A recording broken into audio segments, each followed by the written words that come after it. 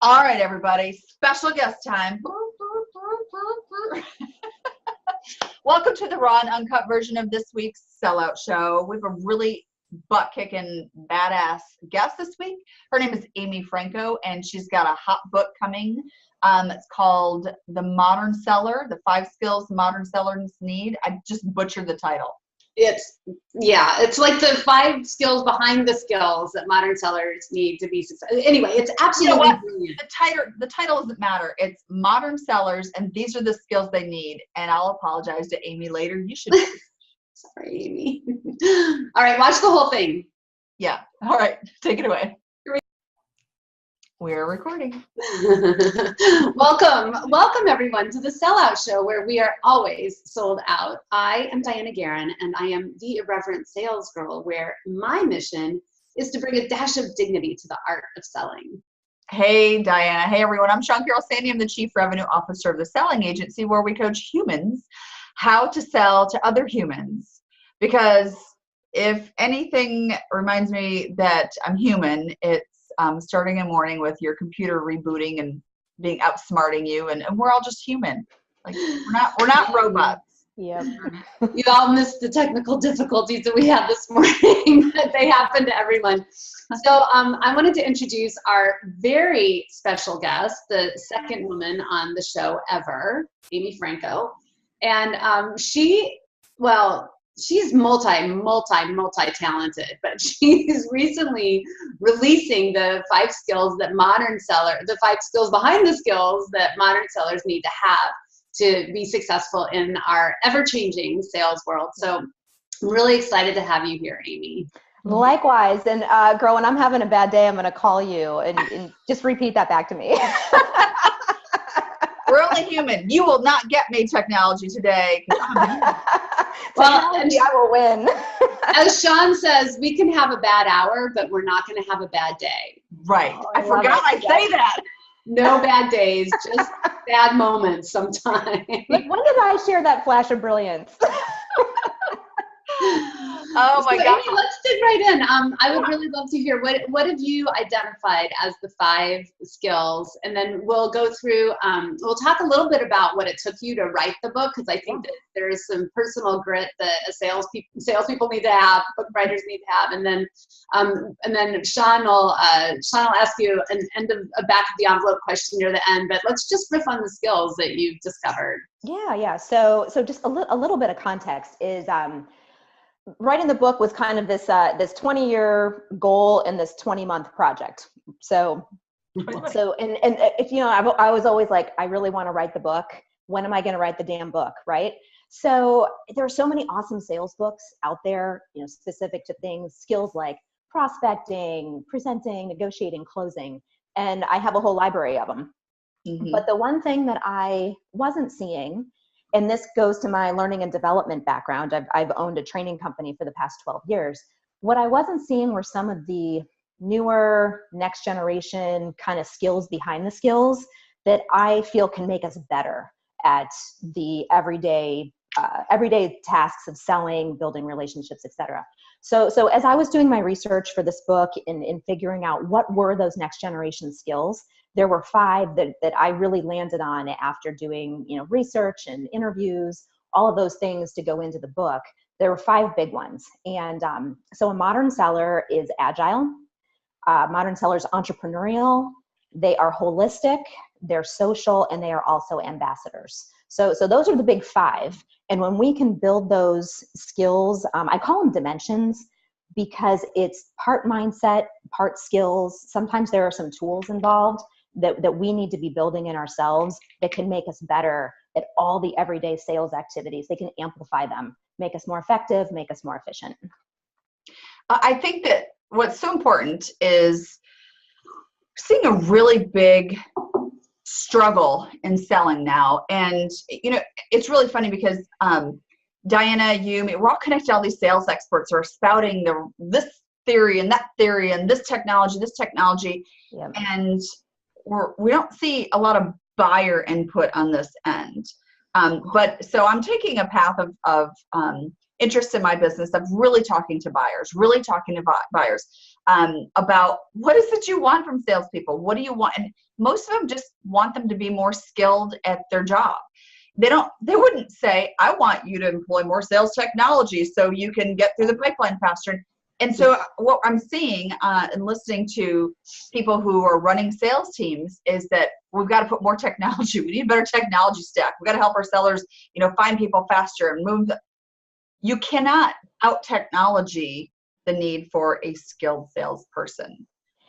Your buyers can do a lot of their own due diligence and come to their own conclusions, stuff like that. But if you don't have a skilled sales force, then your buyers have to do it themselves or circumvent you. So I went to a conference, and this really interesting statistic stood out in one of the presentations, and it was around technology and the investments that sales organizations make in tech for their teams. Mm-hmm. And it was some crazy number, like $4,500 a year per rep is invested in technology. And I'm thinking, okay, what if you took even half of that and invested it in actually skilling them up so that Hello. Now I'm a little biased owning a training company. But what if you even took half of that and skilled them up so that in half of that technology they're probably not even using anyway?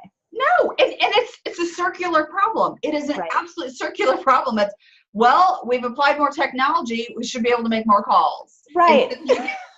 Crappier results. Your buyers hate it. So let's add more technology because it's looking for the answers in the wrong place, I think. Looking for love in all the wrong places. So let's dig in a little bit on them. What does it mean to you, Amy, to be agile? And how do salespeople, how do our boots on the ground, phone in the hand salespeople start looking at agility and building that skill? Yeah. So agility is actually the Center for Creative Leadership did this study on what some of the next generation skills are that are being most asked for in organizations. And it's not just in sales, but it's across the organization. And the one biggest difference, or the one biggest skill set that has been missing, is the skill set of agility. And it's something that wasn't even on the radar even 20 years ago. Never even made the list, but now it is one of like the top 1 or 2 skills that organizations are looking for. And I think it's especially critical in sales. But you know that somebody is agile, you know that you are agile when you are a fluid thinker, when you're someone who can really function well in ambiguity. You're confident in making decisions, even if you only have partial information. You're willing to pivot and course correct as you're moving forward. Probably the biggest hallmark of someone who is agile is the ability to take lots and lots of information. I mean, where you talk back to the technology conversation, we are overloaded with information, and so are our buyers. But someone who's agile is able to quickly filter through that information and find the intelligence in it. And then they can take it a step further by using that intelligence to actually help their buyers move forward in their business, help them solve a problem, help them do something that helps them move forward. And it makes them look at you in a whole different way. So if say you're one of our boots on the ground salespeople watching, and they're thinking, I don't think I'm that agile. Right. How do you practice agility? I mean, to me, it seems like maybe it's something much more internal, that it's one of those internal characteristics that it's been nurtured throughout your life, and now you're an adult. How do you practice being agile? Yeah. So I think for sure there are certain people that have that.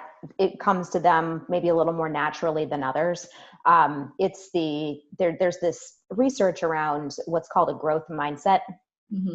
And the idea that if we have a growth mindset, we don't see our intelligence, quote unquote, as fixed. It's something, if we want to learn how to do something, we'll figure out how to learn, and we're not limited by that. So there is some of that I think has natural tendencies, but a couple of ways that people can actually build agility. The first is you have to foster an environment of continuous learning. And especially if you're a sales leader, you have an opportunity to foster this with your teams. Mm-hmm. And if you are an individual seller, the continuous learning piece of it is so important, because, and that's something we can all do. that starts to build different pathways in your brain. And that can help you build agility. One other thing is what I call pattern busting.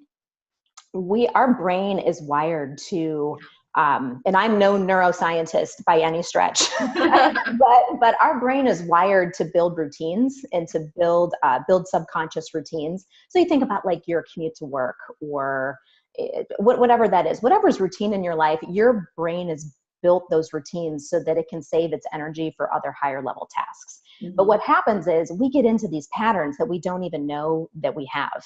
So I'll give you a sales example from my own life, prospecting. Now, I don't know too many people that love prospecting. I do it because I need to. But it's one of those things, if I can set it aside, I'll set it aside. But one of the patterns I was learning about myself as I was analyzing my own patterns and where I was in a pattern rut was every time I had prospecting on the calendar, I was falling into the pattern of doing other things that felt like they were just as productive. Mm-hmm. But the reality is that they weren't. And so I had to notice that pattern in myself and then have to bust that pattern. And the way that I busted the pattern was I changed my environment. I changed my routine. So the long and the short of it is, if you want to build agility, looking for those patterns that are old, that have you in a rut, or if you're a sales leader, helping your team find those and helping them insert new routines, excuse me, that can help them move forward. That all builds agility. Yep.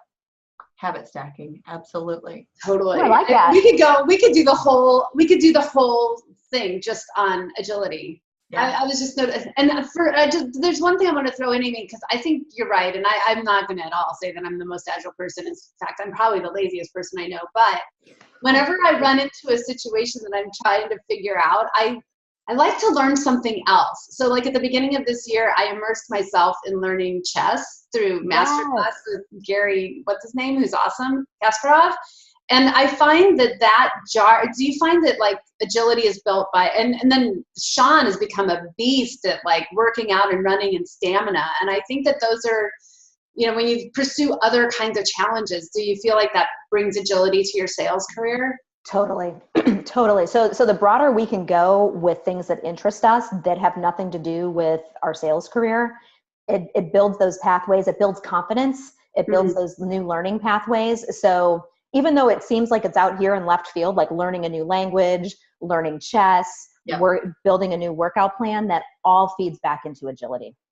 Yeah, I have a theory when I talk about the tribe that you want around you, between mentors, subject matter experts, and stuff like that. I like to include someone in my tribe, and it suggests you need someone in your tribe who does things that scare the shit out of you. Absolutely terrify you, whether it's like someone who, like I had a friend who, like, she talked me into crashing a wedding with her. I'm like, what? Or that was scary. But also, especially physically, people that do things that physically get you out of your rut, or to do something you wouldn't normally do, because what it does is it helps you realize that your status quo is temporary, and those lines around your box are just imaginary constraints that you've accepted for yourself, and you can push the reset button at any time. Anytime. Oh my gosh. So a really quick story. My marketing director, her stepmom, she's 97 and a half. Oh, and a half. Yeah, and a half. And a half. And they just got back from visiting her, and they went hiking. She went hiking with them for like the whole day. And when she was 95-ish, she decided that she wanted to learn German. So she went to the university and took a German class, and then took a trip to Germany. Awesome. Yeah. And she can also do like a perfect yogi headstand. And I'm like, oh my God. I said, Michelle, I want to be Connie when I grow up. And to your point, Sean, like, she has no boxes. Right. No boxes. Wow. And the more you do that, the more you realize the lines aren't there, and you are limitless. As long as you believe you can, or you believe you can try it, you can do it. And then somebody's going to break into song here. I can do it. It's not going to be me. So what's the second one? We could talk about it. Okay. So what's the second skill? I forgot already. That's right. So the second one's entrepreneurial. Yes. Mm-hmm. So the idea being that, so I'm thinking sales leaders, I'm thinking individual contributors in an organization. modern sellers who are entrepreneurial, they don't just see themselves as employees. They really see themselves as the founders and the CEOs and the chief bootstrappers of their book of business. Yeah. And when you think about your territory, your book of business as a business, that's a whole different level of ownership than if you walk in the door and just see yourself as an employee who's going to just get through the day. Yeah. One of the top skill set within entrepreneurial, and there are so many skills that we need to be successful as entrepreneurs, but the one that rises above the rest is the ability to create a vision. So if you're a sales leader, can you create a vision for your team, with your team, of your territory? If you're a sales rep, can you create a vision for your little piece of the pie and where you want to head? So that ability to think a year or 3 years down the road, and 3 years is a long way out, especially in the environments that we're in today. Mm-hmm. But if you can think that far ahead and then back it down to what you need to be doing on a daily, weekly basis to hit the vision, if you have a team of people that are doing that, you're going to get further faster than any other kind of team. Oh, I just so love that. I love that. And here's why, because I have been in so many sales organizations that are like, what are you going to close this month? And I'm like, who are we going to be for our customers in 5 years? That's what I'm more interested in. Because when you're, and I will say it again, but in every organization I've been number one, except for this one little tiny 8-month gig that was horrible. But besides that, but I love what you're saying, Amy, is when you take that long view of who are we going to be for the marketplace in 5 years? What are we going to be known for? What do we want to be known for? And you start selling from there, the deals will get bigger and they'll be with companies that you couldn't even imagine that you could have penetrated. I just love that. Love it. I think also, go ahead. I think also too, and is that when you are entrepreneurial, and that goes to owning it, like we talked about with Alice Hyman, she brought that up very clearly too on the show a couple of weeks ago. When you own it, it gives you the freedom and flexibility to think about how do we serve our clients and how do we make sure that we, our solutions are about them. And, if you're peddling something that is very rigid and hard and stuff like that, like they're just, how can you own it if you don't believe you can craft something or match something specifically to your client? And so that goes back to that sort of, it's like a sweatshop call farm. Like those people, couldn't they ever own it if all they're supposed to do is get people on the line, book a meeting, book a meeting, book a meeting, book a meeting? Like it's just a totally different concept versus encouraging people to create a vision, cast a vision about what this looks like. I think creative vision is just brilliant. That's amazing. In the one of the ways, so if somebody's sitting here saying, okay, that's great, I can create a vision, but how can I actually apply that? So one of the ways that someone can apply it is by looking for what I like to call the diamonds in the rough. And the big question that we have to ask ourselves with the diamonds in the rough is we're so conditioned to think about where our competitors are. Who are our competitors? Where are they? How do we go head to head with our competitors? What if you went to where your competitors weren't? Where are they not? Yeah. So you don't have to go head to head with them. So a really quick example of that is, so I was giving a talk to a group, an insurance group, and these were all commercial insurance producers.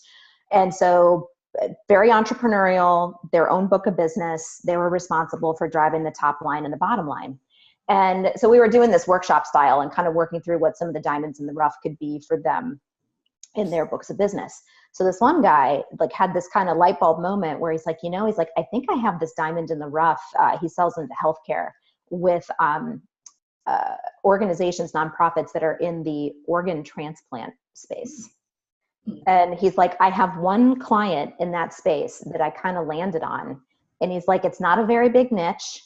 There are maybe 60 to 100 organizations that are in this very specialized niche. He's like, but nobody's there.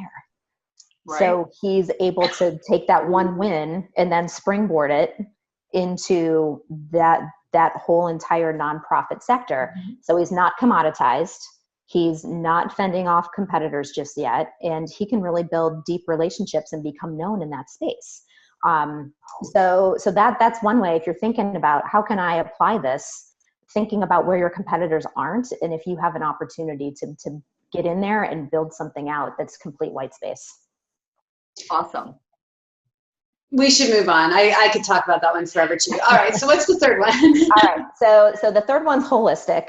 And the idea behind this one is that for everything that we see out there relative to sales and building relationships and winning business, there is not a whole lot on the salesperson himself or herself. So this idea that you as an individual are a big part of the equation, and you have these finite resources that you get every single day. Finite resources of time, energy, motivation, and discipline.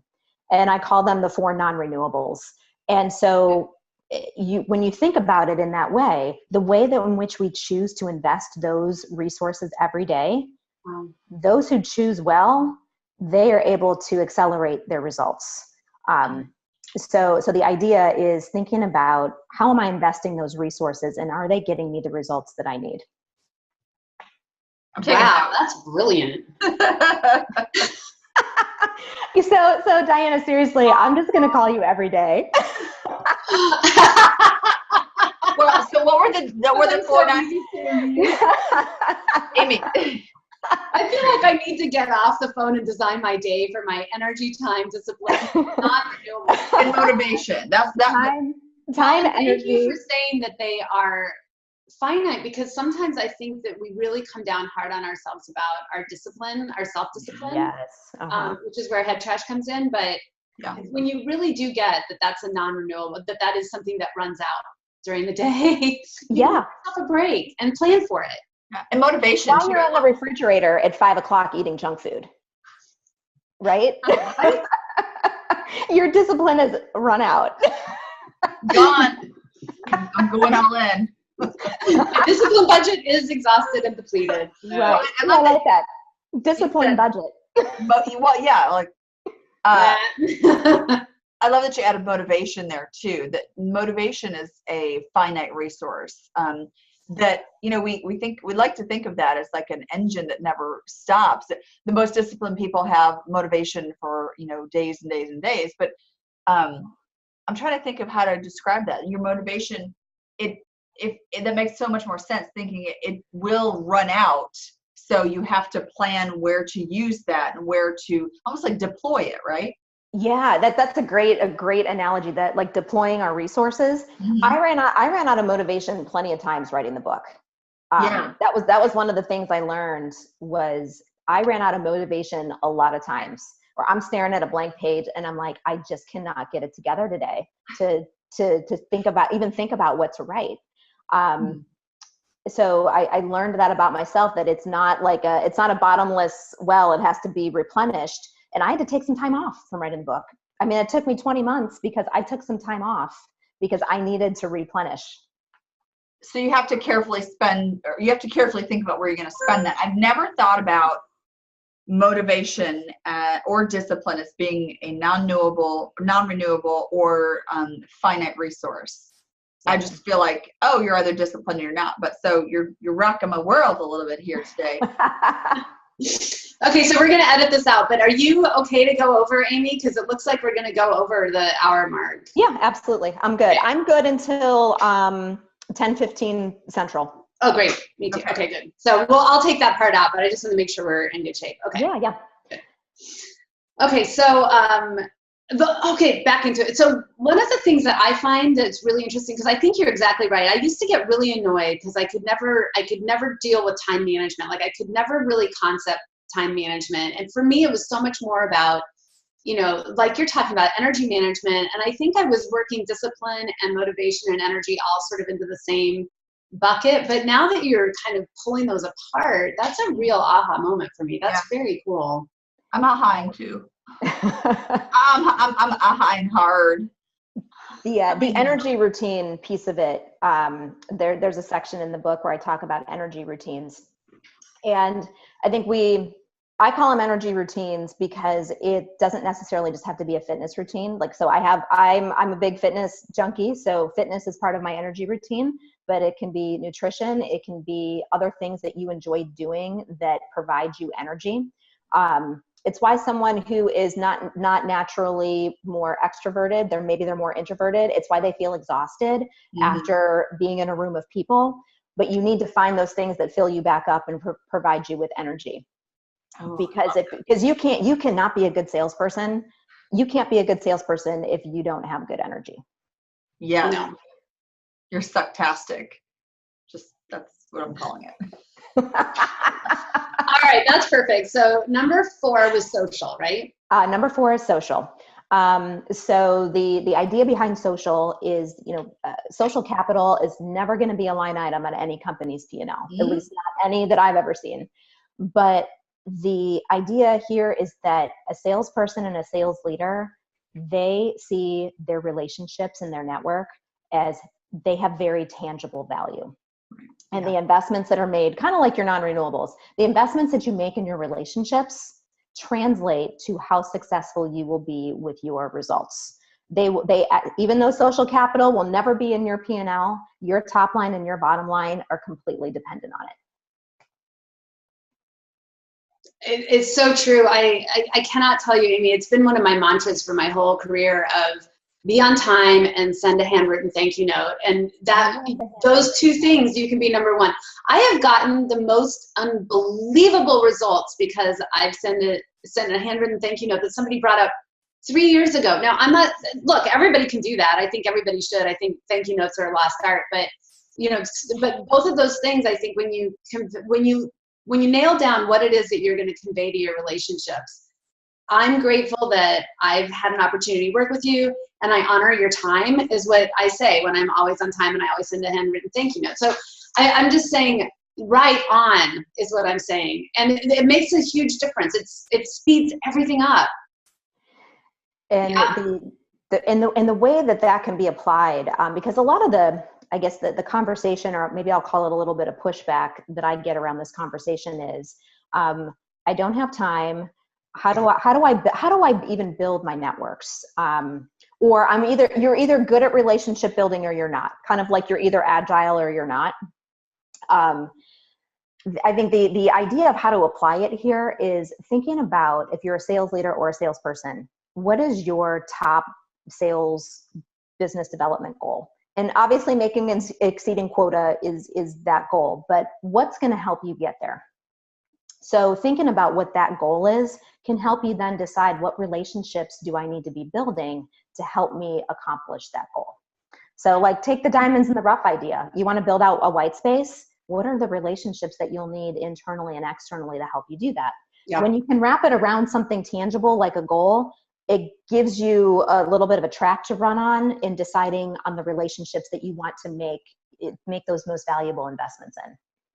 Well, and for young sales reps too, this is a really complex subject that I don't think sales leaders really dive into. Diane and I have started talking about this a little bit. So you're young, especially like SDRs in those roles, starting their new life, they've got to build a social network. And that's like, as Diana says, is the Rolodex of old days, your social network, your social capital, that's your leverage. Like you don't just take it through one job.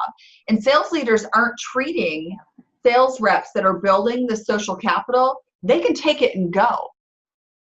Like you build it, that should go. It's portable. It does, yeah. Portable. So encouraging people to build those things. It's not just about in this job. It's about, developing long-term, long-lasting relationships, encouraging people to do that, and then honoring and respecting that has value. That is not easily replaceable. And you think about, well, I can hire another person to make 100 dials a day. Not if they've done it right and they've built social capital. Yep.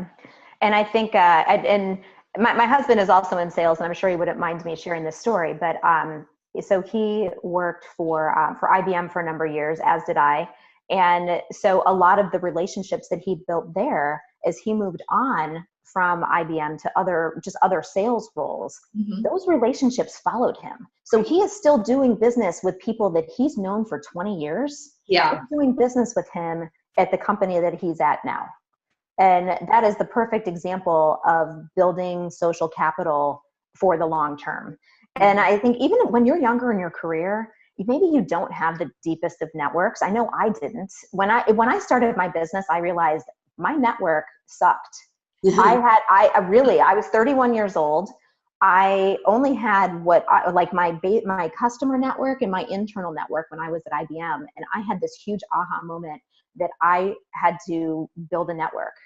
So I've really tried to become a student of building a network for the past 12 years.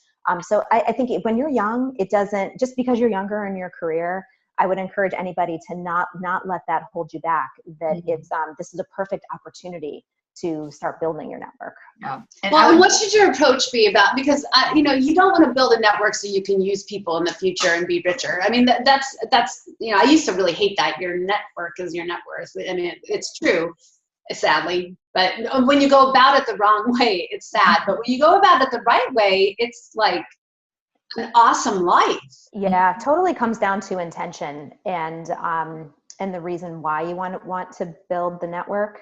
So the approach that I like to take is I think about creating your network as creating, sustaining, and then leveraging your network. You have to put twice as much effort into creating relationships and being a valuable person to the others in your network, that sustainability, before you can ask for something. Right. Yeah. And I would highly recommend, in addition to Amy's book, but check out our show where we talk about the monkey sphere and maintaining social networks and influencing social networks, getting into someone's monkey sphere. Brilliant. I've never heard of that. I'm going to go check that one out. It's Dunbar's number. You're going to love it. Yeah, awesome. It's fascinating. It's about the number of social connections we as humans can actually hold at any given point in time. The magic number is 150, and people flow in and out of your monkey sphere over time. So think about, if you're trying to build a relationship with someone you want to eventually be a customer, you have to get into their monkey sphere, and you they have to probably let someone go of their monkey sphere. Ideally, it's their existing vendor. It might be Aunt Sally they haven't talked to in 20 years, but it's about leveraging networks and building relationships in a way that is meaningful and sustainable. Otherwise, you're just a two-dimensional character trying to do business with somebody. Well, and that's where that's where you start to feel like you need a shower when it comes to networking. Why people feel like they're being disingenuous. Sometimes it's just having they are. Yeah, and it's having to reprogram your mindset. The last thing that I'll share on this is, especially if you're younger in your career, this is where sales leaders are so important. So I had a person I worked with back in the day at IBM, lives here in Columbus, is now a sales manager at another company. And he reached out to me. I've known him for years. And he asked if I would have coffee with one of his younger, newer sales reps. Mm-hmm. And I said, well, of course I will. And, she's brand new to IT, brand new to sales, early 20s. And I said, I would be more than happy to do that. So as a sales leader, looking for maybe how you can use your network to help your younger salespeople make those connections and just learn from other people, it can help build their confidence and help them see that, I can do this too. I can be more proactive about building my network. That's great. I think that was really a smart move. Yeah. And she was fantastic. And I learned as much from her as I hope she learned from me. Right. That's because you're agile. That's right. All right. What was number 5? Okay. Number 5 is ambassador. This is probably the one that gets the most interest. So from the companies. It's and just from people in general, like, I never thought about that. But the idea here is that I like to think of an ambassador as a bridge. So if you think about it in a global sense, an ambassador is a bridge between, countries and cultures. In a selling sense, an ambassador, a modern seller who is an ambassador, is also this bridge. They're a bridge between themselves and their organization, into their prospects and clients, industry, greater community. They are somebody who acts as this bridge and this connector between all these different network ecosystems of people, of groups. But I think what makes an ambassador unique, 2 things. One is they really embody the values of their organization. And this is where it's really important to align with the values of your organization so that you can be that person that can stand up and genuinely reflect those values. Yes. But they're also really, they are unique in and of themselves. They also kind of stand out. They're not just with their organization, but they find other ways to stand out and to be unique. And then I'd say the second thing is that someone who is an ambassador is really skilled. They're awesome at taking an initial client win. Maybe there's a small win, a brand new client, and delivering on that so well that it then becomes a springboard to expanding that business within the client. And that's where you can amplify profitability, lifetime value, amplify those relationships.